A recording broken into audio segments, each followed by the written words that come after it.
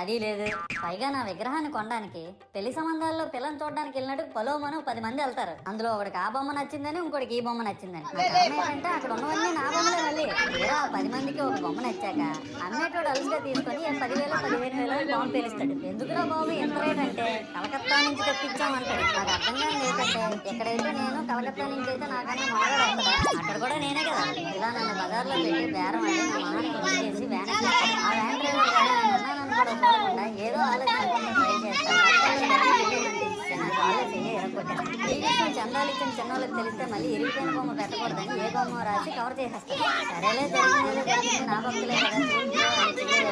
నన్ను పందిరిలో పెట్టి ముసుగు తీసి నాకన్నా పొడుగున్న సౌండ్ బాక్సులు రెండు నా చెవులు పక్కన పెట్టి డీజే గణేష్ బ్రో అని చెప్పి నా పాటలను పూని చేస్తాను. సరేలే పిల్లలు కదా, ఇప్పుడు కాబట్టి ఎప్పుడు ఎంజాయ్ చేస్తారు. కాసేపట్లో పూజ స్టార్ట్ చేస్తారని వెయిట్ చేస్తా ఉంటే ఆ 5 రూపాయల వ్రతకల్పన బుక్ చూస్తే